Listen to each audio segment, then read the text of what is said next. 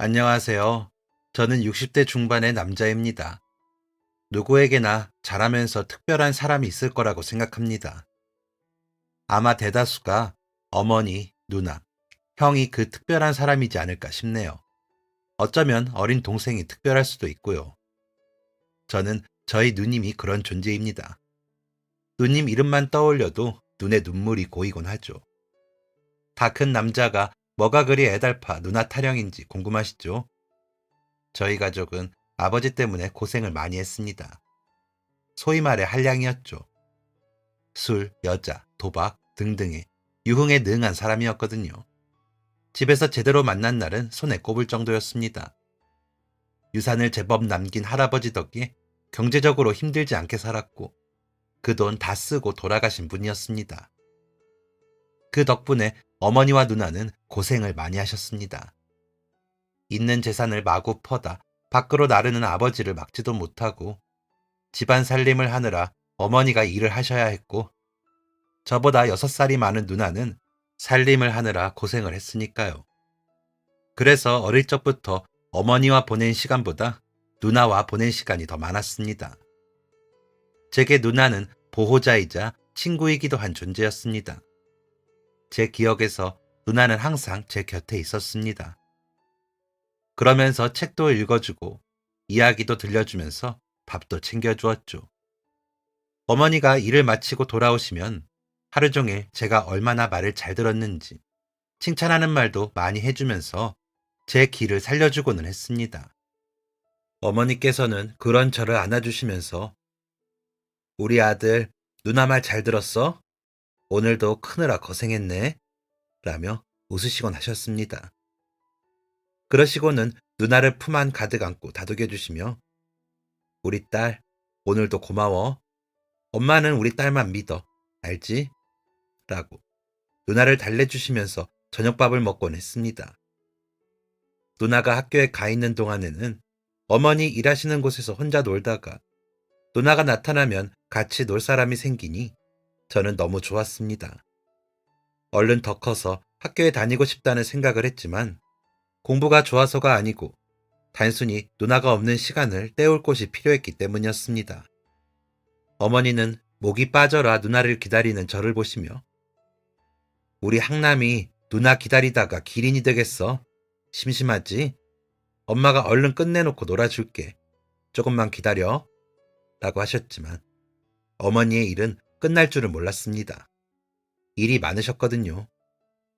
어머니는 부지런한 분이셨습니다. 새벽에 일어나 저희가 먹을 밥을 지으셨죠. 하나는 누나, 하나는 저, 하나는 어머니가 먹을 수 있게 도시락을 3개를 싸셨고요.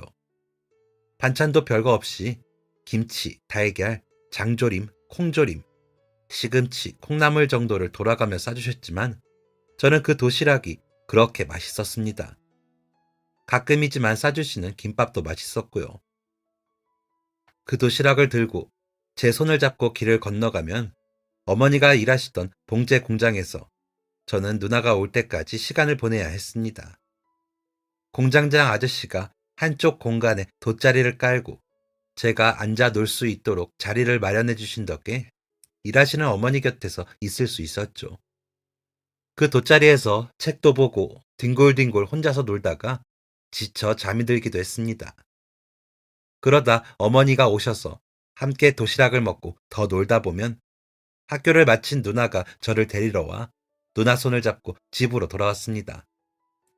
집으로 돌아와서 누나는 제일 먼저 제 간식을 챙겨주었고 간식을 먹지도 않은 누나는 청소, 빨래 같은 집안일을 했습니다. 저는 누나를 돕는다고 하긴 했지만 제대로 하는 것이 없었죠. 저녁 때 어머니께서 장을 봐 집으로 돌아오시면 누나는 그때부터 숙제를 했습니다. 그 사이 어머니는 저녁상을 차려주셨죠. 저는 지금도 그 풍경이 눈에 선합니다. 누나가 심각한 얼굴로 엎드려 숙제를 하면 저는 그 곁에서 누나를 구경했고 어머니는 그런 저와 누나를 보며 음식을 하시면서 콧노래를 흥얼거리셨죠. 그때 나던 음식 냄새와 사각거리는 누나의 연필 소리, 어머니의 흥얼거림이 제게는 세상에서 가장 따뜻한 장면이었기에 머릿속 깊이 담겨 있습니다. 그런 평화롭고 따뜻한 행복 속에 아버지는 방해꾼이었습니다. 어떤 날은 갑자기 나타나 드르렁 코를 골며 자기만 하다가 어떤 날은 화장기 짙은 낯선 여자를 데려와 어머니 방에서 지내기도 했습니다. 또 어떤 날은 밤늦은 시간에 나타나서는 자고 있는 저를 깨워 간식 사왔다며 먹으라고 들이밀기도 했습니다. 그런 아버지가 낯설고 싫어 어머니 뒤로 숨으면 사내 자식이 저렇게 숫기가 없어서 어디에다 써? 지 엄마 닮아 저러지. 당신의 애 교육을 어떻게 시키는 거야? 라며 소리를 빽 지르곤 했습니다. 어머니께 달라는 돈이라도 받은 날이면 휘파람을 불며 대문을 나서는 아버지라는 사람의 뒷모습은 지금도 치가 떨릴 정도로 싫습니다. 한 번은 그렇게 휘파람을 불며 나서는 아버지 앞에서 제가 넘어져 무릎에서 피가 나는데도 힐끗 보더니 그냥 가버리더라고요. 모르는 사람도 그런 표정을 안 지었을 것 같은데 아버지라는 사람이 지 아들이 넘어져 있는데도 아무 상관없다는 듯이 가버리는 모습에 안 그래도 없던 정까지 다 떨어졌습니다. 어머니는 그런 아버지에게 한 번쯤은 되돌아볼 법도 한데 한 번을 그러지 않으시고 그저 저와 누나에게 그저 괜찮다고 하셨습니다. 그러면서도 아버지가 차지한 안방에 들어가지 않으시고 누나와 제가 지내는 방에서 아버지가 다시 나갈 때까지 지내시고는 했죠.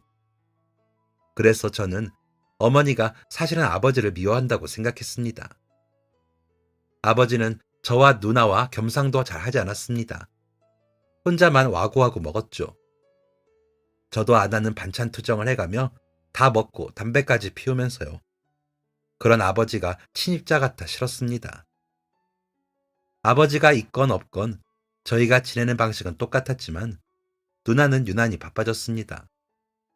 아버지가 술 심부름도 시키고 담배 심부름도 시키면 누나가 다 다녀오느라 집안일 하랴 아버지 뒤치다꺼리 하랴 누나가 바빴습니다. 그렇게 지내길 3일을 넘긴 적은 없지만 너무 불편했습니다. 제가 특별히 좋아하던 저녁 풍경이 달라져 아버지 눈치만 보는 누나와 어머니의 모습이 너무 보기 싫었거든요. 게다가 어머니는 점점 더 돈 때문에 시달려 저녁에 가계부를 쓰시며 한숨 짓는 날이 많아져 누나는 공책도 아껴 쓰고 연필도 아껴 썼습니다. 한겨울에도 찬물로만 설거지도 하고 빨래도 했는데 아버지라는 사람은 해주는 것도 없으면서 이것저것 시키기만 하는 게 영 싫었습니다. 걸핏하면 사내 자식이 어쩌고 하며 저에게 면박을 주는 것도 싫었고요. 어머니에게 소리를 지르고 윽박을 지르다가 그나마 있는 돈을 챙겨 집을 나서는 뒷모습도 너무 보기 싫었습니다. 그래서 빨리 어른이 되고 싶었습니다. 아버지가 더 이상 어머니와 누나를 괴롭히지 못하게 제가 막아주고 싶었거든요. 하지만 아버지는 제가 어른이 되기도 전에 돌아가셨습니다. 어느 날 집에 돌아온 아버지는 다른 때와 많이 달라 보였습니다. 얼굴은 전보다 까매지고 온몸이 퉁퉁 부은 채였거든요. 돌이켜 생각해보면 황달도 심한 상태였습니다. 배도 엄청 나오고요. 아마 간암이지 않았을까 하는 추측만 할 뿐입니다. 어머니가 아버지와 함께 병원에 다녀오셨는데 제게는 별 말을 안 하시고 아버지가 많이 아프셔서 당분간 집에서 병수발을 해야 해. 그러니 집에서 조용히 놀아야 해. 라며 슬픈 눈으로 말씀하셨거든요. 저는 혹시나 아버지가 일어나 소리를 지르진 않을까 조심했습니다. 눈을 부라리며 소리를 지르는 아버지는 너무 무서웠거든요. 누나는 그런 아버지가 밉지도 않은지 학교를 마치고 돌아오면 아버지 곁에서 이런저런 수발들을 들었습니다. 누워서 일어나지 못하는 아버지를 물수건으로 이것저것 닦아주기도 하고요. 간혹 아버지가 잔뜩 잠긴 목소리로 누나에게 험한 말을 하는데도 누나는 아랑곳 없이 아버지를 돌봤습니다. 그 바람에 누나가 저와 놀아주는 시간은 현저히 줄어들었습니다. 저는 그것도 너무 싫고 아버지도 싫고 그냥 그때 상황이 더 싫었습니다. 하지만 그때는 좋은 것이었습니다. 아버지가 돌아가시고 저희 남매에게는 더 큰 시련이 기다리고 있더라고요. 제가 생각할 때는 좀 오래였던 것 같은데 어느 정도인지 모르겠습니다. 가을 옷을 입던 계절을 지나 봄옷을 입을 때쯤이었습니다. 어머니가 우시면서 아버지가 돌아가셨다며 제게 인사를 시키셨습니다. 누나와 저녁을 먹으려 앉았다가 안방에 아버지를 챙기러 들어가신 어머니가 갑작스럽게 우시면서 나왔을 때 얼굴에 놀랐던 것 같습니다. 누나는 어머니의 그 말에 아버지에게 달려가더니 아버지! 하면서 우는데 저는 눈물도 안 나오고 그 낯선 상황에 어리둥절할 뿐이었습니다. 장의사가 집으로 오고 아버지를 염을해 집에서 장례를 치르면서도 저는 그저 악몽에서 깨어나지 못하는 기분이었습니다. 아버지는 2대째 외아들이었기에 가까운 친인척도 없었고 그간 행실이 안 좋고 있는 재산 다 팔아먹은 탓인지 손님도 없었습니다. 어머니와 일하시던 봉제 공장 분들과 동네 분들이 다였죠. 아버지가 누워있던 그 자리에 차려진 장례를 보며 이상한 기분이 들었습니다. 누나와 어머니는 우시다가 손님이 오시면 상을 차리고 또 치웠습니다. 그러다 지쳐 아무 곳에 쭈그리고 졸았습니다. 저는 아버지 영정사진이 보이는 작은 방이 무서워 누나 곁에서 잠이 들었습니다. 그렇게 아버지 장례가 끝나고 어머니와 누나, 제가 온전히 전처럼 남았지만 집안의 분위기는 전과 많이 달랐습니다. 어머니께서 전처럼 웃지 않으셨거든요.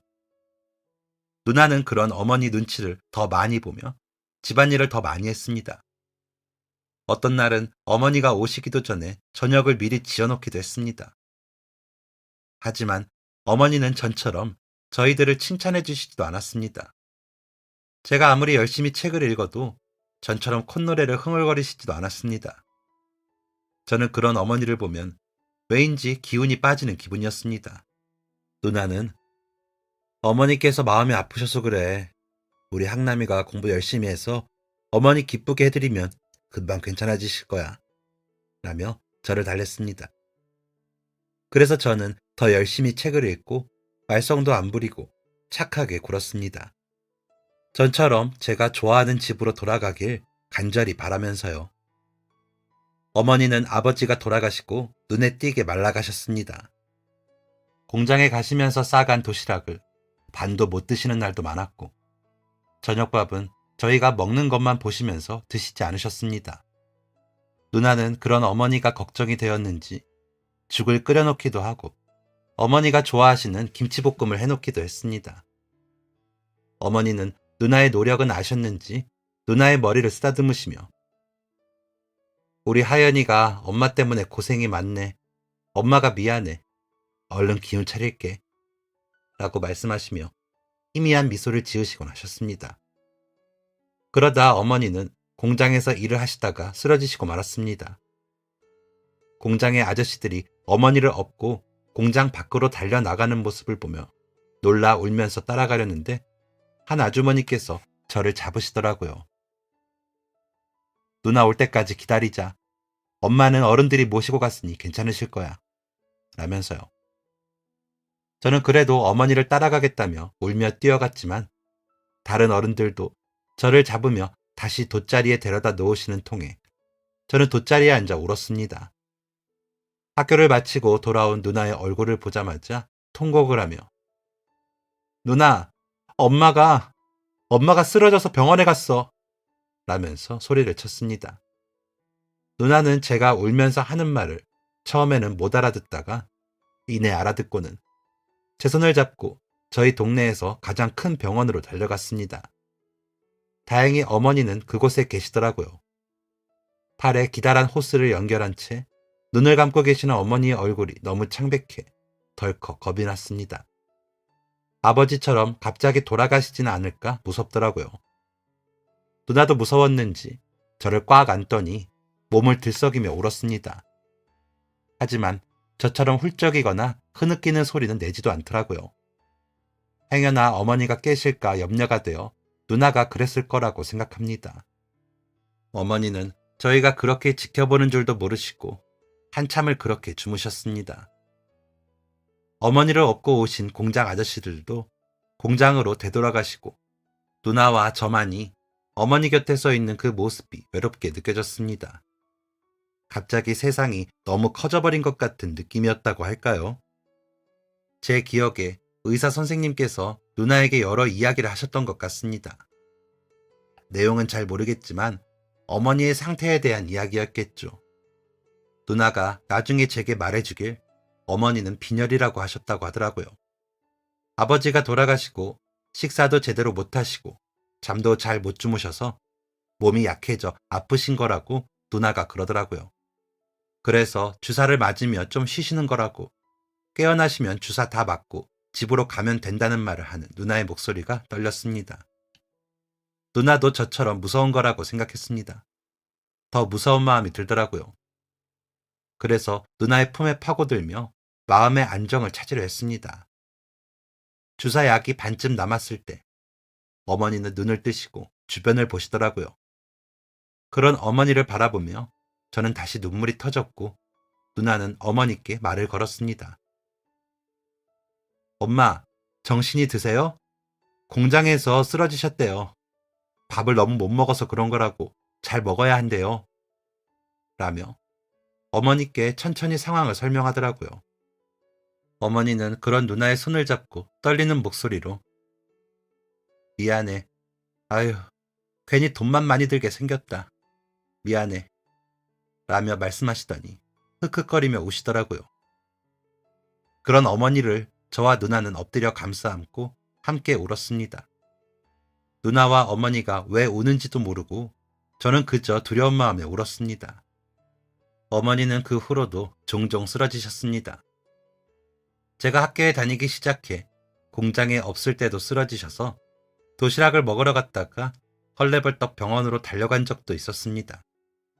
학교에 들어간 이후로는 점심 먹으러 공장에 가 밥을 먹고 누나가 올 때까지 기다렸다가 집으로 오곤 했거든요. 그렇게 몇 번을 더 어머니께서 쓰러지고 나니 놀라는 마음은 그대로였지만 전처럼 눈물이 나진 않았습니다. 조금 익숙해지는 느낌이더라고요. 어머니는 저녁 시간에 주로 누워 지내셨습니다. 전처럼 콧노래도 흥얼거리지 않고 기운 없는 얼굴로 누워서 계시면서 누나와 제가 뭘 하는지 보시다가 잠이 드셨습니다. 식사는 열심히 하시려고 하셨지만 결국엔 반밖에 담기지 않은 밥도 남기셨습니다. 그러더니 어느 날부터 어머니는 더 이상 공장에 가시지 못할 정도로 몸이 약해지셨습니다. 일어나질 못하시고 자꾸 쓰러지셨거든요. 누나는 중학교만 졸업을 하고는 고등학교를 가지 않았습니다. 그러더니 어느 집에 일을 다니러 다닌다며 일을 나가기 시작했습니다. 제가 초등학교 4학년이었으니까 누나가 17살이었죠. 그 꽃다운 예쁜 시절을 누나는 어머니와 저를 먹여 살리느라 손에 물이 마를 날이 없었습니다. 그런데도 불평 한마디 하지 않았습니다. 어머니의 약을 사고 병원을 다니게 하느라 돈이 많이 필요했을 겁니다.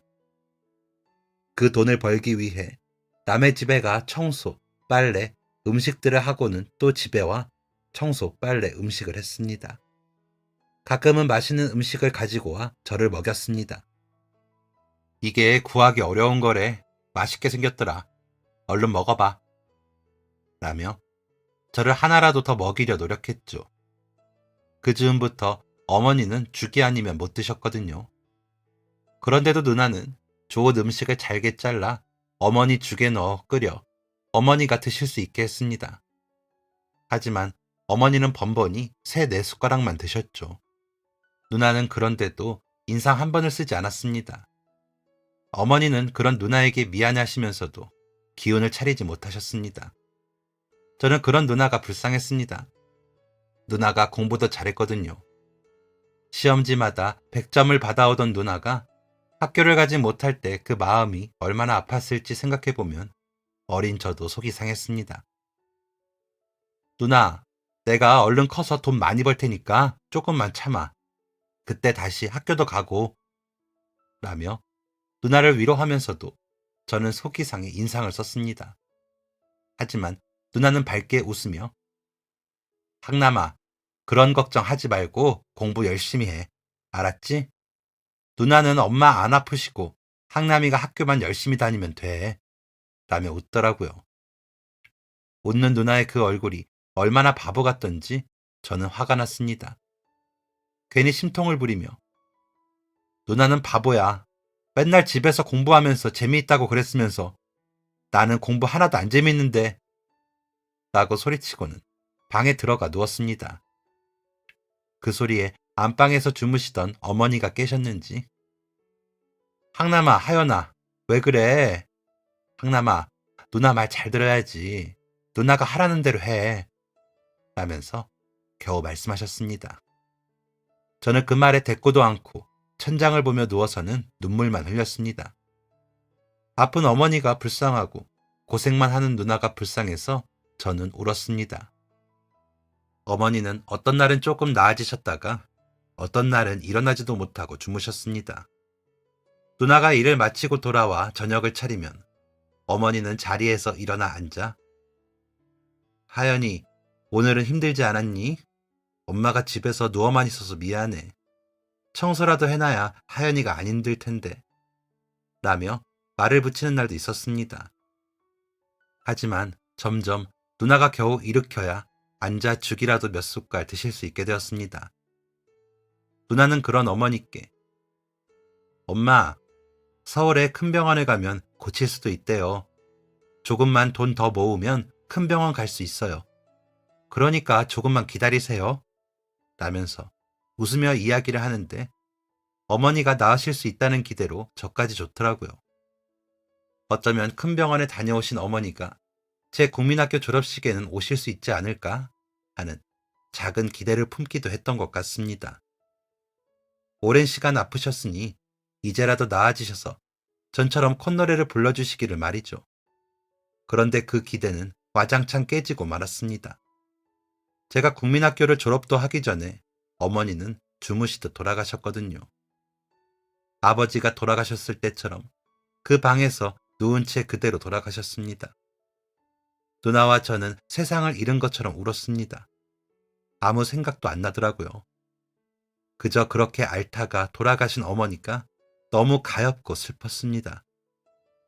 그런다고 어머니가 살아 돌아오시는 것도 아닌데 어머니 손을 잡고 울었습니다. 누나는 아버지가 돌아가셨을 때처럼 장의사를 불러와 집에서 장례를 치렀습니다. 안방에는 다시 한번 영정사진이 놓였고 마루와 마당에는 손님들이 오셨습니다. 저희 남매를 위로하고 걱정하시며 눈물을 흘려주시는 손님들께 제대로 인사도 못할 만큼 울고 또 울었습니다. 누나는 울고 슬퍼하면서도 손님들까지 치르느라 바빴습니다. 어머니가 다니시던 공장 어른들과 동네분들, 소식을 듣고 오신 분들이 아버지 돌아가셨을 때보다 더 계셔서 제법 음식을 준비해야 했거든요. 다행인 건 동네 아주머니들께서 도와주셔서 음식 준비가 되긴 하더라고요. 그렇게 어머니의 장례를 치르면서 누나는 전보다 저를 더 챙겼습니다. 누나도 아직 어리면서 저를 챙기느라 울고 싶을 것 같은데 울지 않더라고요. 아버지 곁에 어머니 산소를 만들고 돌아오면서도 누나는 저를 꼭 안기만 했습니다. 누나는 어머니 장례가 끝나고도 변함없이 새벽에 일어나 밥을 해 제 아침을 차리고 도시락을 싸놓고 일을 하러 갔습니다. 일하는 집 아침까지 차려야 해 같이 먹지도 못하고 누나는 빈속으로 가면서 제 밥은 빼놓지 않고 차려놓고 일을 갔습니다. 저녁에는 제 숙제도 봐주고 청소도 하고 빨래도 했습니다. 저는 누나가 힘들까 싶어 종종 미리 청소를 해놓을 줄도 아는 중학생이 되었습니다. 누나는 제가 청소를 돕는 것을 고맙다고 하면서 미안해했습니다. 학교에 다녀와 아무도 없는 집에서 혼자 간식을 챙겨 먹는 제가 안쓰럽다면서요. 누나는 힘들게 일하면서 고생하는데 저 혼자 마음 편히 있는 게 미안해 자리에 앉아 공부만 했습니다. 누나가 부탁을 했거든요. 항남아, 공부 열심히 해서 의사 되라. 의사 돼서 병에 걸린 사람들 다 낫게 해주는 모습 보면 누나가 너무 좋을 것 같아. 라면서요. 그 말에 저는 의사가 되기로 결심을 했고 그 후로는 공부만 했습니다. 어려운 부분이 있으면 과목 선생님들을 따라다니며 물어보고 또 물어봤습니다. 복도를 걸으면서 공부를 했습니다. 그러다 보니 어느새 전교 1등이더라고요. 그렇게 저희 고향 지역의 제일 명문이라는 고등학교에 진학하게 되었습니다. 누나는 살던 집을 팔아 제가 다니는 학교와 가까운 집을 구했죠. 어머니와의 추억이 있는 그 집을 떠나면서 저희 남매는 한참을 울었습니다. 어머니에 대한 기억이 다 사라지는 것 같은 느낌이더라고요. 하지만 누나는 제 대학 등록금도 미리 만들어놔야 하고 저희 둘이 살면서 그렇게 큰 집은 필요가 없다고 하면서 이사를 가자고 졸랐습니다. 저는 누나가 좋으면 다 좋다고 이사 가자고 해놓고 막상 이삿날이 되니 그 이상하고 서글픈 기분이 드는 건 어쩔 수가 없더라고요. 저는 학교 가는 시간이 줄어 좋았지만 누나는 일하는 집과 멀어졌고 그 바람에 출퇴근 시간이 더 길어졌습니다. 게다가 우리끼리만 살던 집에 살다가 문만 열면 다른 사람이 사는 방 같은 집들이 따닥따닥 붙은 집에 사는 것에 적응이 쉽지 않았습니다. 옆집에서 누가 무슨 말을 하는지 다 들리는 그 새빵살이는 우리가 얼마나 비참한지 다시 한번 느끼는 경우이기도 했습니다. 그래서 죽어라 공부만 했습니다. 꼭 성공하고 싶어서요. 누나의 말처럼 의사가 되려고 공부하는 게 아니라 공부를 잘해야 돈을 잘 버는 직업을 갖게 되더라고요. 누나는 그런 저를 기특해 했습니다. 저 때문에 산다는 말도 자주 했죠. 그런 누나가 제가 고2에 올라가자마자 시집을 가겠다고 하더라고요. 특별히 연애를 하거나 결혼하는 남자가 좋아서 결혼하는 것도 아니라고 했습니다.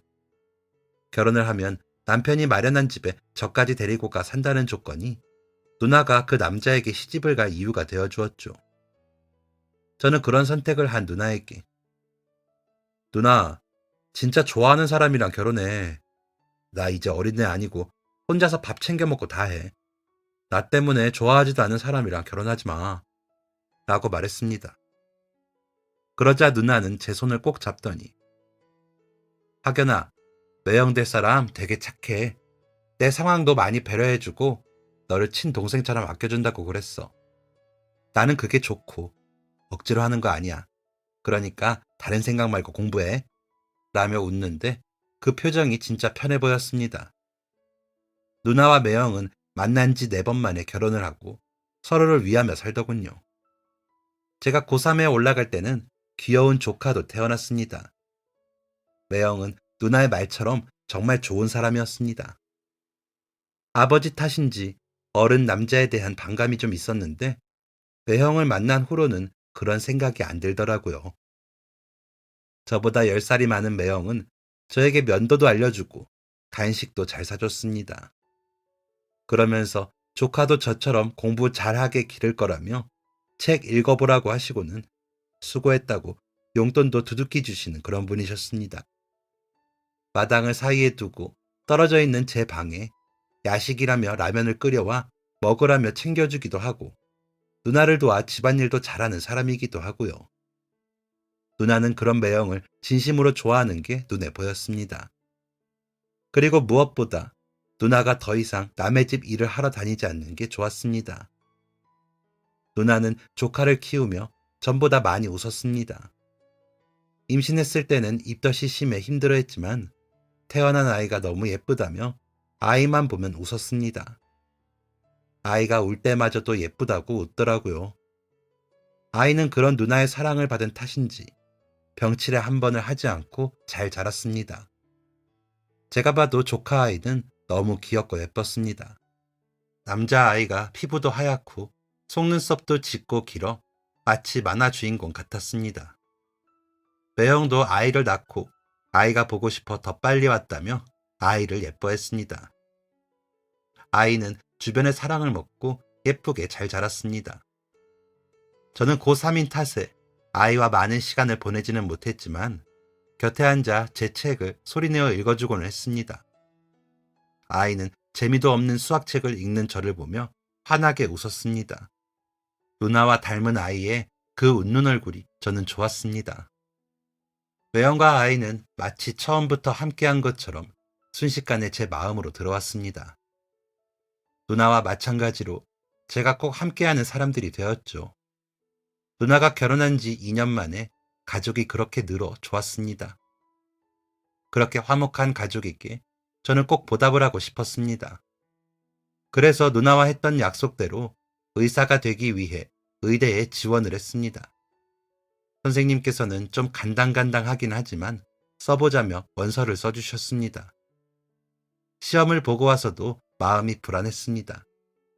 제가 너무 불안해하자 매형은 이번에 안 되면 1년 더 해봐도 돼. 너무 걱정하지 마. 처남은 꼭 붙었을 거야. 라며 위로해 주셨습니다. 누나는 아무 말도 안 했지만 그 누구보다 바라고 있다는 것을 알았습니다. 하지만 누나는 제가 부담이 될 것 같았는지 아무 말도 안 하더라고요. 합격자 발표가 나는 날 함께 가자는 누나에게 누나, 내가 가서 보고 올게. 혹시나 떨어졌으면 그때는 내가 너무 창피해서 그래. 라면서 말렸습니다. 합격자 명단을 보러 가는 내내 심장이 쿵쾅거렸습니다. 제발 합격하기를 바라다가도 실망할까 싶어 제 마음을 다독이며 걸었습니다. 그러다 보니 몸이 마음대로 움직이지도 않고 속도도 안 나더군요. 겨우 도착한 합격자 명단 앞에는 가족과 온 수험생들이 가득했습니다.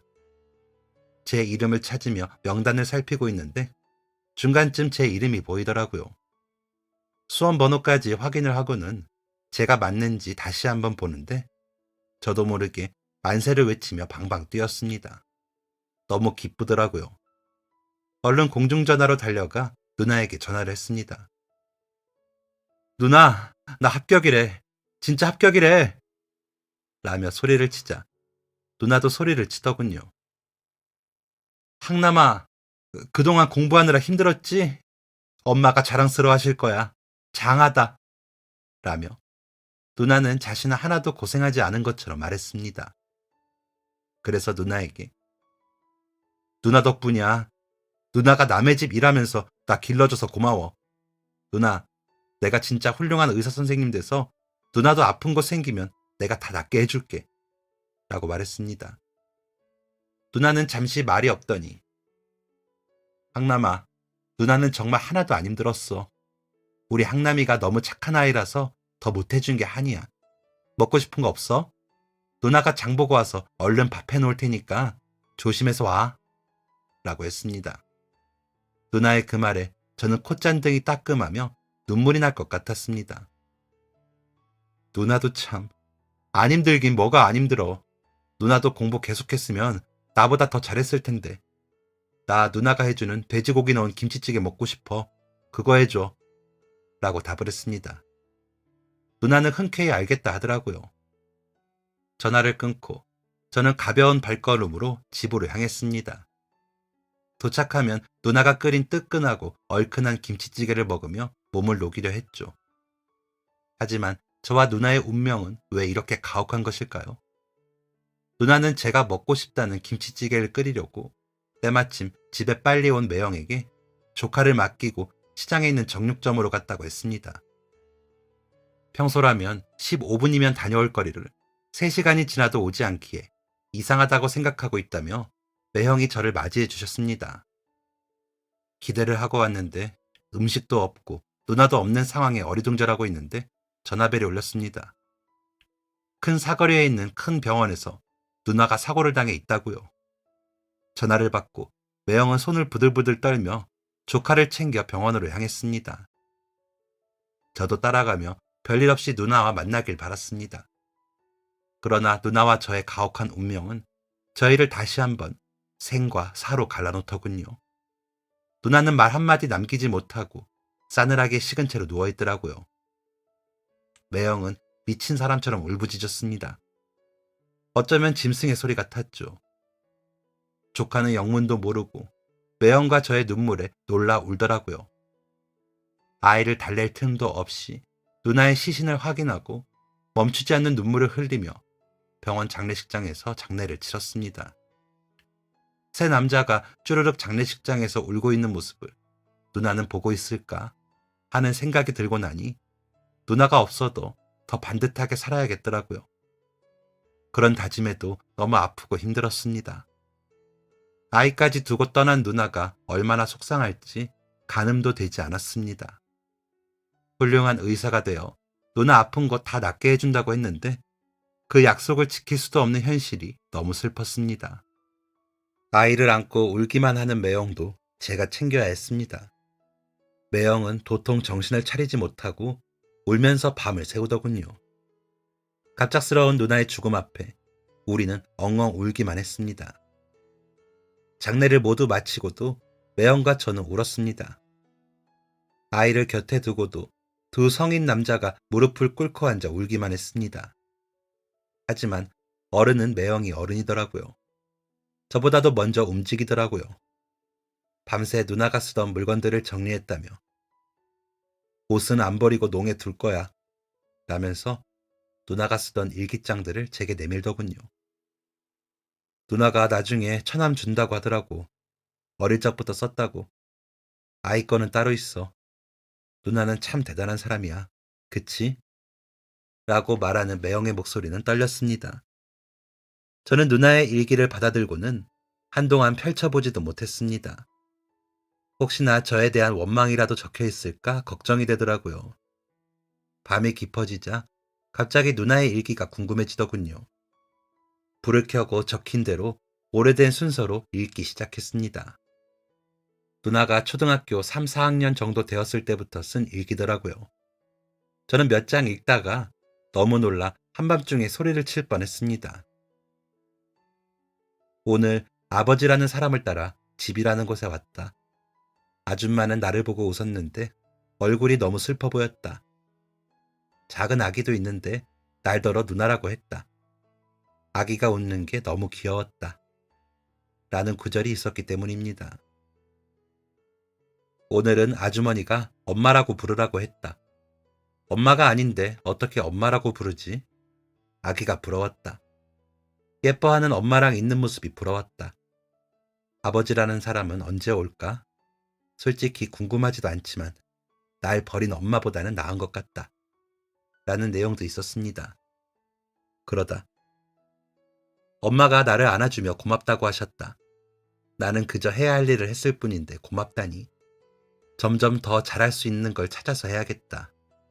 엄마를 기쁘게 하고 싶다.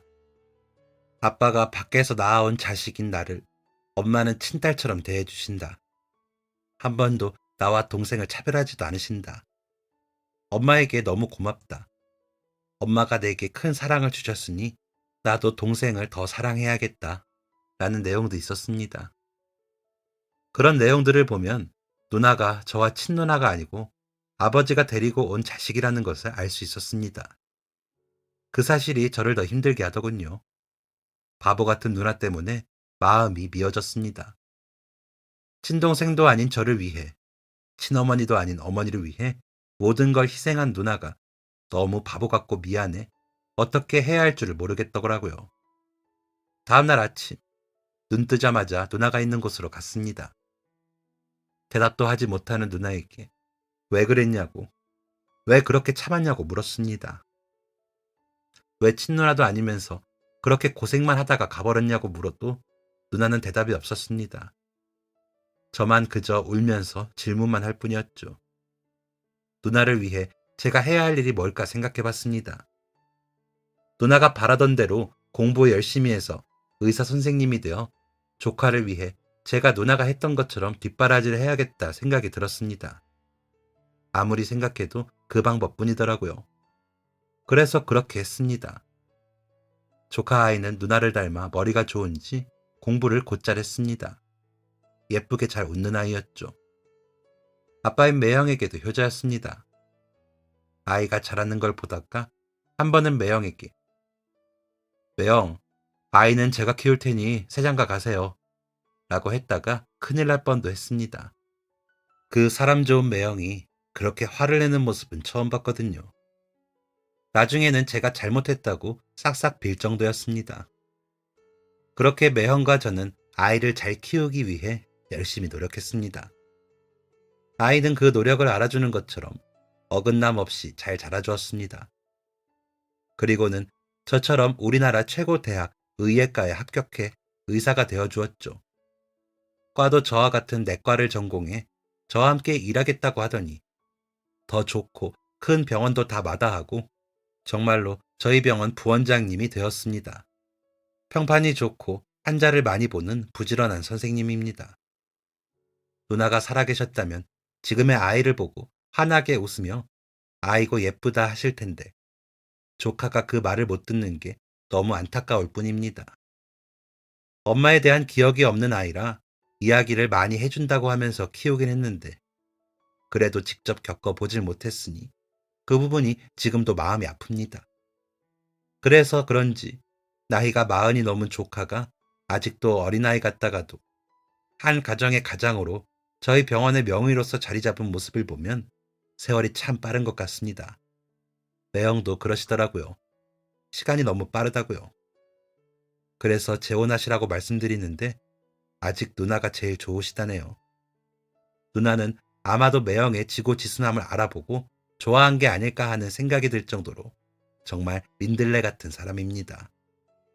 겨우 2년 같이 산 아이 엄마를 못 잊고 평생을 혼자 아이만 키우는 사람을 흔하게 볼 수 있는 것 아니니까요. 재혼이 흠도 아닌 세상에서 말이죠. 저희 아버지를 생각하면 누나는 매형의 그런 점이 좋아 결혼을 했을 것 같아요. 그 선택이 결코 잘못되지 않았다는 걸 제가 다 보고 알아버렸습니다. 아프신 어머니와 어린 배다른 남동생을 부양하느라 제 인생을 다 써버린 누나가 영원히 자신을 기억하고 그리워해줄 사람을 찾았나 싶기도 하고요. 그런 점에서 매형에게 너무 고맙습니다.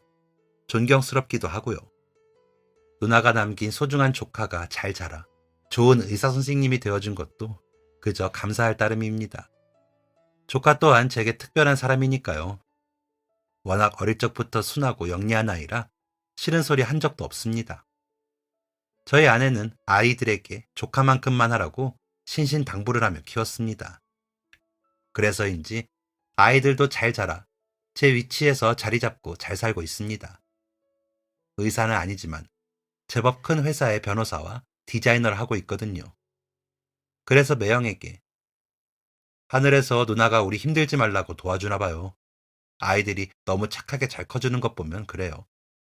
저도 어릴 때 누나 말은 잘 듣긴 했는데 아이들만큼은 아니에요.